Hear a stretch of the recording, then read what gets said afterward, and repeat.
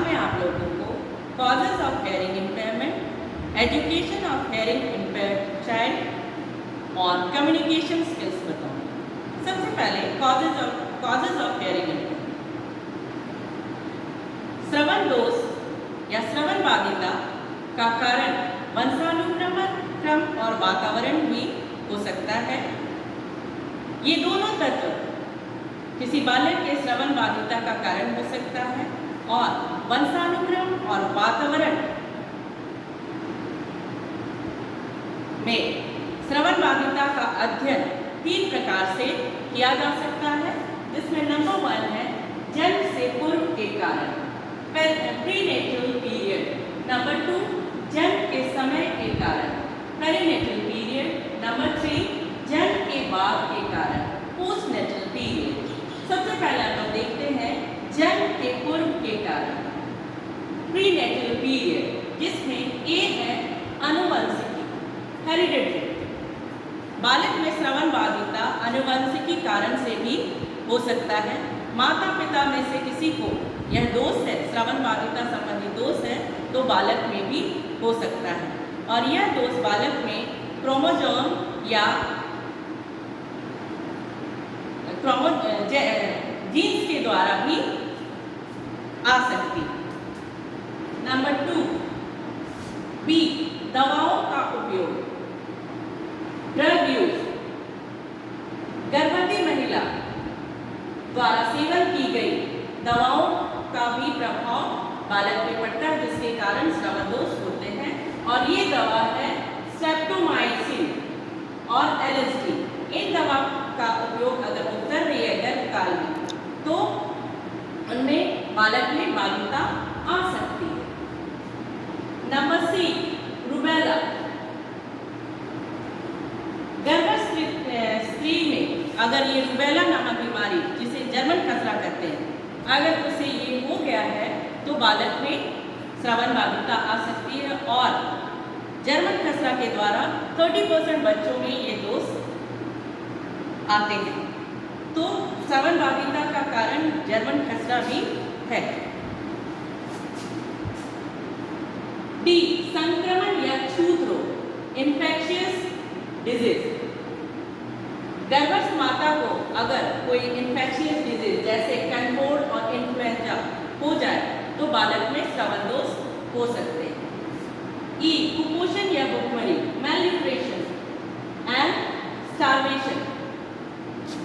गर्भवती स्त्री का जो भोजन होता है वो पोषण से भरा होता है।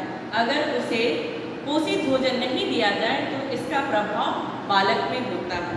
विटामिन वाले भोजन उन्हें दी जाती है और भोजन की कमी के कारण भी बालक में श्रवण बाधिता हो सकती है, क्योंकि गर्भस्थ स्त्री जो खाती है वही भोजन बालक भी खाते हैं, उन पे भी प्रभाव पड़ता है इसका।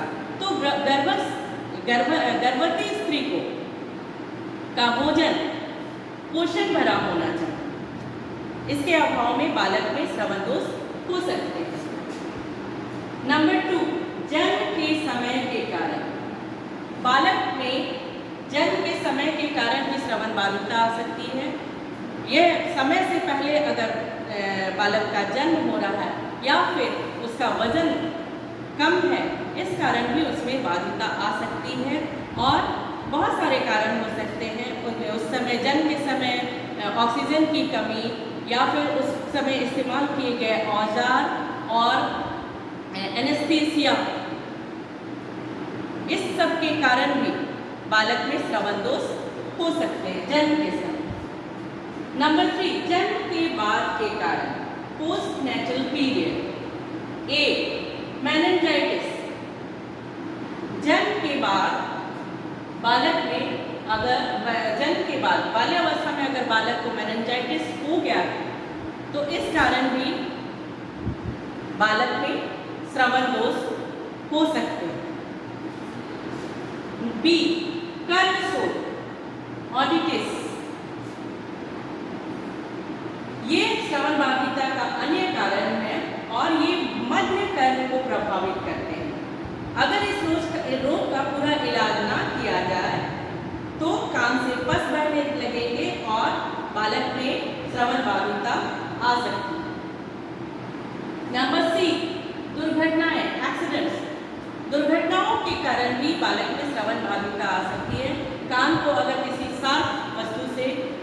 नुकीली वस्तु से अगर कान को साफ किया जा रहा है तो उसमें भी कान में चोट लग सकती है, दुर्घटना हो सकती है, जिस कारण भी बालक में श्रवण बाधिता आ जाती है। डी, बीमारियां व संक्रमण, डिजीजेस एंड इन्फेक्शन। बहुत से ऐसी बीमारियां हैं जो श्रवण दोष उत्पन्न कर सकती है और ये बीमारी है चेचक, कनखेड़, खसरा, मोती जरा, कुकुर खांसी, कान में बवा। ये सारी जो बीमारियां हैं जिसके कारण श्रवण दोष पैदा होते हैं और इन दोषों को निवारण के लिए जो दवाइयां ली जाती हैं उसका गलत प्रभाव से भी श्रवण दोष हो सकते हैं। अब हम देखते हैं श्रवण बाधित बच्चों की शिक्षा, जिसमें श्रवण बाधित बच्चों की जो शिक्षा है उसमें वो इस प्रकार से, श्रवण बाधित बच्चों की दिन प्रतिदिन की क्रियाओं को सुचारू रूप से करने के लिए कुछ सुविधाएं दी जानी चाहिए और ये सुविधाएं जो है वो 4 प्रकार की, जिसमें नंबर 1 है समन्वित कक्षा कक्ष, इंटीग्रेटेड क्लासरूम। समन्वित कक्षा कक्ष में बालक जिसकी श्रवण बाधिता थोड़ी कम है, बहुत ज़्यादा नहीं हो, थोड़ा बहुत सुन सकते हैं, वैसे बच्चों को सामान्य बच्चों के साथ समन्वित व्यवस्था की जाती है और समस्याओं को नियमित अध्यापक, विशेषज्ञ और संसाधन कक्ष सुविधाओं की सहायता से हल कर सकते हैं। नंबर 2 है नियमित विद्यालयों में विशेष कक्षा, special class in regular school. कम व मंद गति के श्रवण बाधित बच्चों के लिए नियमित विद्यालय में विशेष कक्षाओं की व्यवस्था की जाती है, जिसमें बच्चों को सामान्य बच्चों से अलग कक्षाओं में रखकर उनको शिक्षण का कार्य किया जाता है, शिक्षा प्रदान की जाती है और इन बालकों की अधिगम जो कमियां हैं उनको अलग कक्षा में आयोजित करके दूर किया जा सकता है और इन पृथक कक्षाओं में प्रशिक्षित अध्यापक अन्य अध्यापकों की सहायता से अपने कार्य को करते हैं। नंबर 3 विशेष विद्यालय, स्पेशल स्कूल। श्रवण बाधित बच्चों जो पूरी तरह से बहुत ज़्यादा जिनमें बाधिता है वैसे बच्चों के लिए विशेष विद्यालय का प्रबंध किया गया है। उन विद्यालयों में स्पेशल ट्रेंड टीचर्स इनको शिक्षा प्रदान करते हैं और इनके इस्तेमाल की जाने वाली औजारों का भी, मशीन्स का भी प्रयोग यहाँ पे किया जाता है। नंबर 4 आवासीय विद्यालय, रेसिडेंशियल स्कूल। आवासीय विद्यालयों में श्रवण बाधित बच्चों के लिए उनके स्पेशल टीचर्स होते हैं और उनकी जो औजार है, उनके उपयोग में लाने वाले औजार, उनका प्रबंध किया गया है, जिनके द्वारा इनकी श्रवण बाधिता को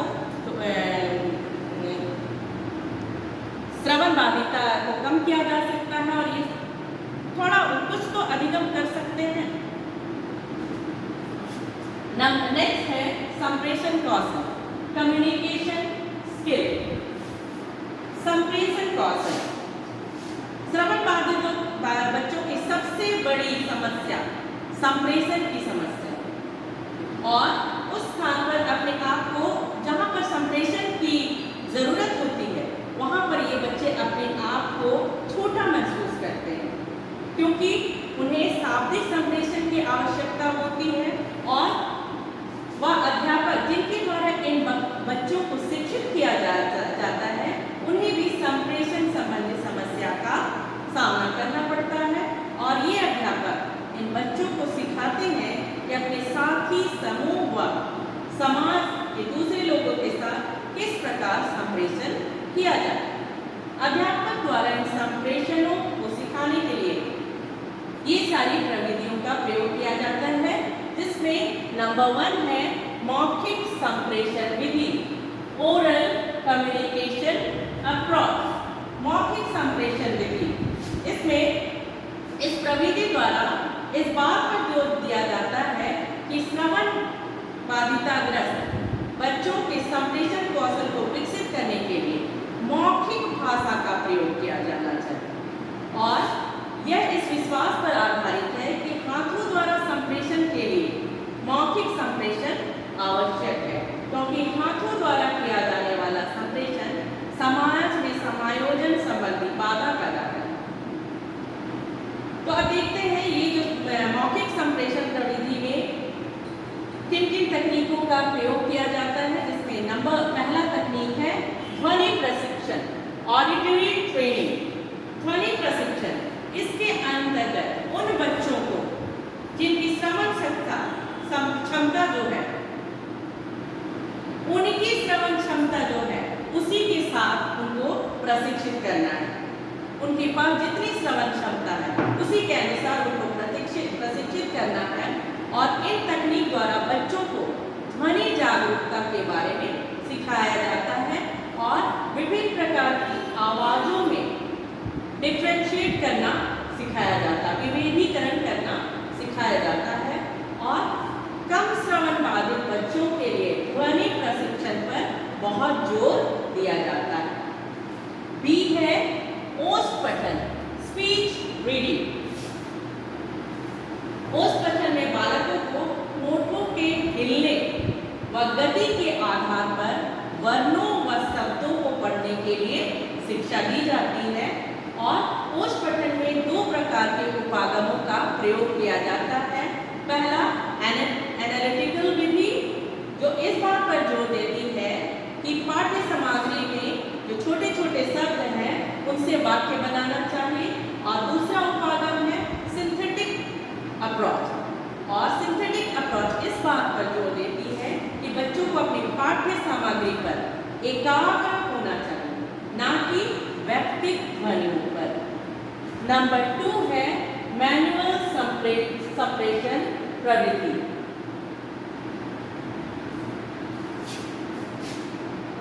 मैनुअल कम्युनिकेशन अप्रोच।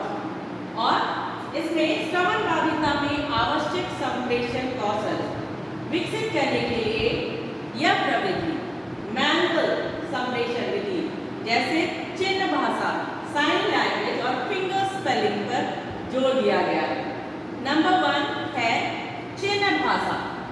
ए है चिन्ह भाषा, साइन लैंग्वेज। अत्यधिक श्रवण बाधित बालकों के लिए चिन्ह भाषाओं का प्रयोग किया जाता है। बहुत ज़्यादा श्रवण बाधिता है, जो बहुत ज़्यादा सुनने अच्छी तरह से बहुत ज़्यादा ही उन्हें प्रॉब्लम होती है सुनने में, उनके लिए ये चिन्ह भाषा का प्रयोग किया जाता है। और यह भाषा सामान्य भावों को समझने के लिए हाव भाव की एक प्रणाली है। चिन्ह भाषा में शब्दों वर्णों के लिए चिन्ह बने रहते हैं। और कक्षा में पढ़ाते वक्त टीचर को इस सांकेतिक भाषा का प्रयोग अधिक से अधिक करनी चाहिए। इस प्रकार की सांकेतिक व्यवस्था में हाथों व उंगलियों के प्रयोग द्वारा दृश्य संकेत बनाए जाते हैं। बी है फिंगर स्पेलिंग। फिंगर स्पेलिंग इस विधि के अंतर्गत हवा में उंगलियों के द्वारा लिखा जाता है, आकृति बनाकर लिखा जाता है। और इनमें वे शब्द जिनके लिए कोई संकेत या चिन्ह नहीं होती है, जैसे किसी व्यक्ति का नाम लिखा जाता है, इनमें अक्षरों को उंगलियों की स्थिति का प्रयोग करके समझाना होता है। फिंगर स्पेलिंग को संकेत या चिन्ह भाषा की अपेक्षा समझना अधिक कठिन होता है, क्योंकि इसमें बहुत ज़्यादा कंसंट्रेशन की ज़रूरत होती है। नंबर 3 संपूर्ण संप्रेषण विधि, टोटल कम्युनिकेशन मेथड। यह नवीन विधि है, ये नई विधि है, न्यू मेथड है। और ये न्यू मेथड हाल ही में इसको का विकास किया गया है।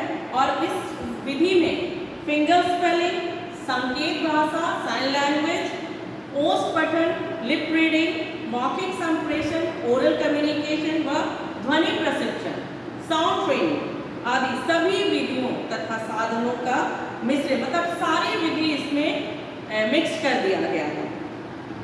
शाब्दिक या वैयक्तिक विधि सभी प्रकार के श्रवण बाधितों के लिए उपयोग नहीं हो सकती। अतः यह संपूर्ण संप्रेषण विधि जो है विभिन्न स्कूलों में, अलग अलग हर तरह के स्कूलों में ये बहुत ही पॉपुलर है, लोकप्रिय है रही है। और संपूर्ण संप्रेषण विधि का प्रत्यय पहली बार रॉय हॉलकम ने दिया और श्रवण बाधितों के लिए शिक्षण तकनीक के रूप में इसका प्रयोग 1960 में किया गया। आज के लिए बस इतना ही। धन्यवाद।